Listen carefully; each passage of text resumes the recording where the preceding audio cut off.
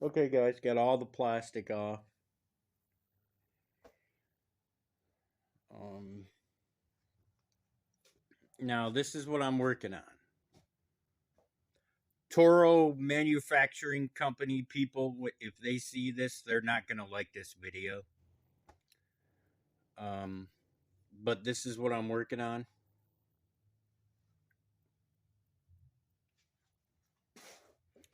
Okay.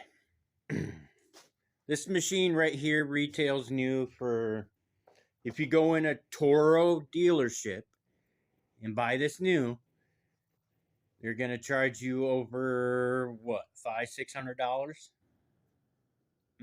Okay. You go on Amazon and look at this same or this same snowblower, and a person's got it on there for like 478, 480 something, I think.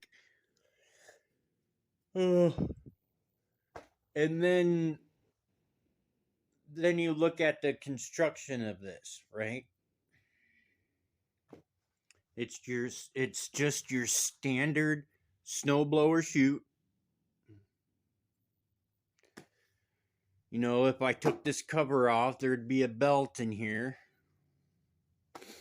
just like on almost all your 21, 22-inch snowblowers that look just like this are all driven on this same side. Okay. Now, let's get to the Toro engine.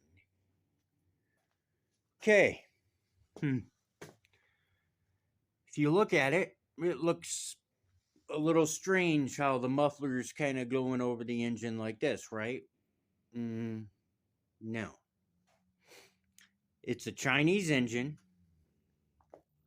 It's an off brand of a Honda 160 GX or something like that, but it's a 160cc engine, and it's an off brand of a Honda engine, and it's made from China. It's got China stamped right on her. And if you look at this part, if you look at the front, you see how that looks, how the air filter is, and then you got the controllers right here, and then you got the pull start here, and then you got this big empty cavity, and you're like,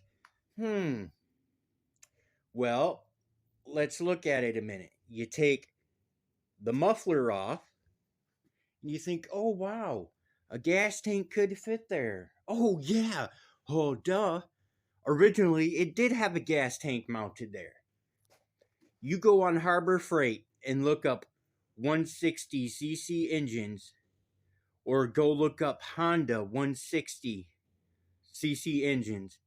You will see an engine exactly like this, but it will have a gas tank mounted to this bracket right here.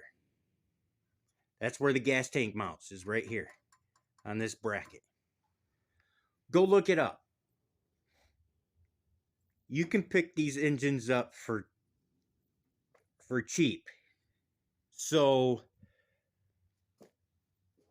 my thing is why would Toro put a $600-$700 price tag on this to where it's only like $300 brand new?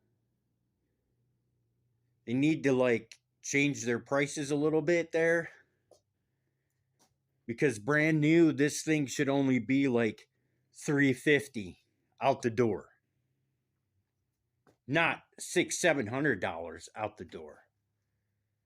Dude, they really need to change their pricing.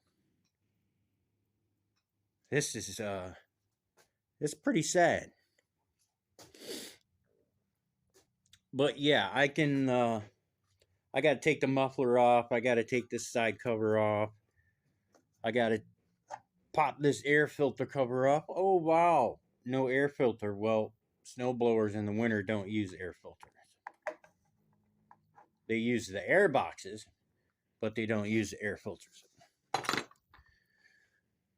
Um,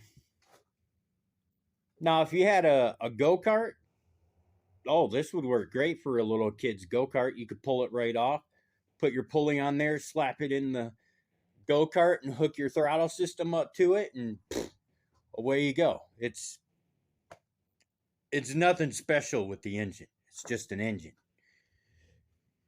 But anyways, I got to unbolt this for the exhaust. I got to take the exhaust off. I got to take this off. I got to take the carburetor off and stuff like that because I'm going to pull the whole head off today.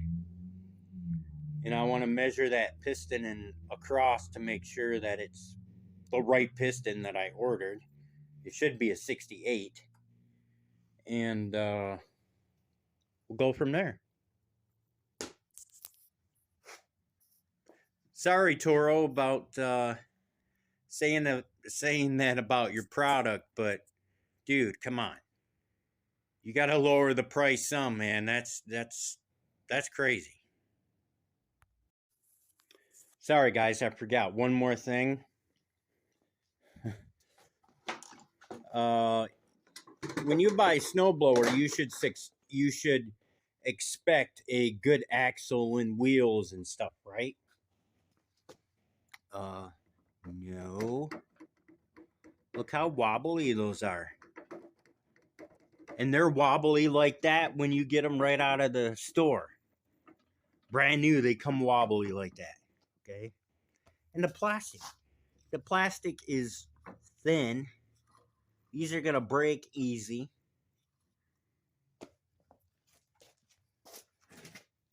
Plastic is thin. There's not, and it's, you know, least they could have done was make a solid rubber tire with better lugs in it.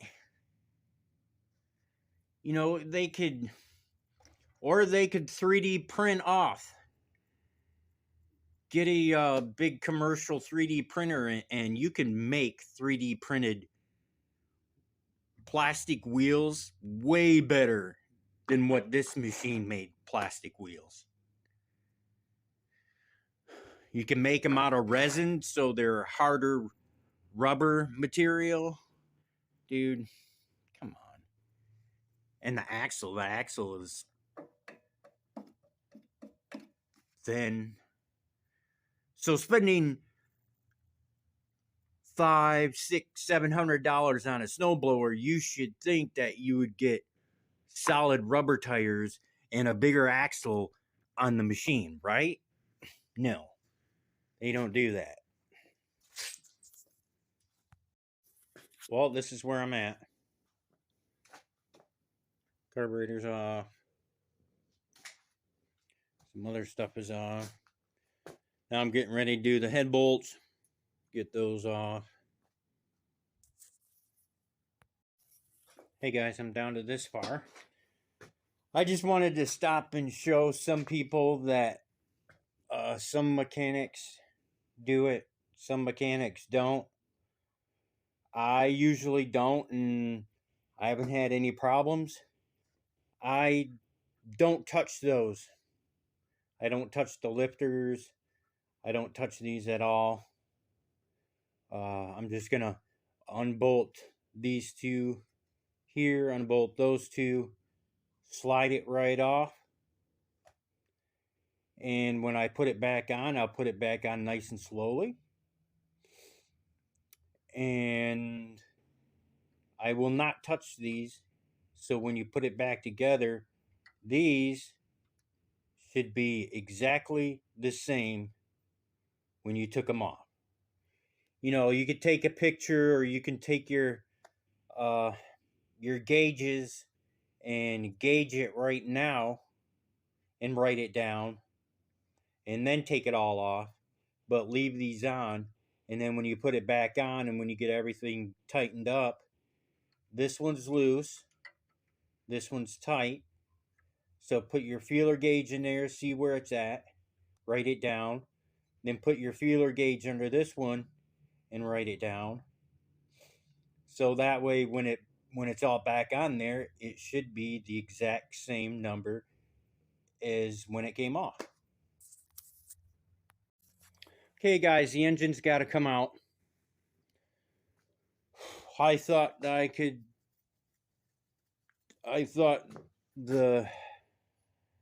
jug would come off, but it doesn't. It's one solid piece. So you got to pull the engine out. You got to drain all the oil out. And then you got to take the pulley off the shaft. Then you got to take the side cover off the engine and rotate it to where the piston and everything comes down to where you can get the new rings and the new piston on and everything. So yeah, I had to let the owner of this know that it's going to be like an extra $20 because all the other because it's going to take a little longer than what I expected. So hey guys, just wanted to show you what it looks like without the cover on there, so everybody knows what to look for when they're shopping for snowblowers.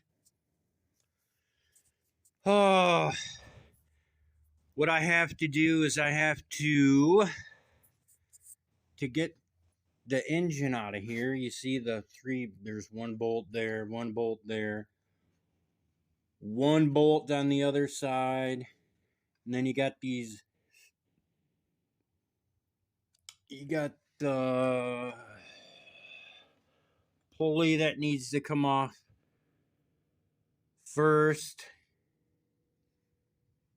And you can't get the engine out with the pulley on, so you got to take the pulley off. And then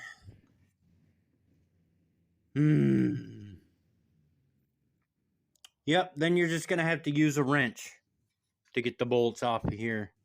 And then you got one way down there. God damn. Don't make these fuckers easy, do they? Alrighty. We'll come back when the engine's out. Well, got the engine out, sitting up here. Oh, there's 4 bolts that hold this bracket on, and then you can work on it better when the engine's out to take the bracket off. And then I still got to drain the oil, and then I got to take the bolts out of the side of the case and pull the case apart, and just to change the piston and ring in it. Ain't that a motherfucker? Hey guys, here's the side cover off the engine. I got to take these 2 bolts off, take the bottom cap off, and then push the piston and rod that, out that way to get the piston out so I can get the piston off and stuff. Well, there you go. Piston's out and everything. I'm kind of glad I'm getting a new piston. I found a little crack by one of the rings here. It's a little crack in the piston. So, kind of glad I'm getting a new pistons and new rings and all that stuff. But man, look how sloppy that top ring is. Like, holy shit. This side is all the way in, and look how much is sticking out on this side. I know there's supposed to be some slop in it, but holy shit, not that much. Jesus. And the inside of it looks really, really good. Nice and shiny. No grooves in it.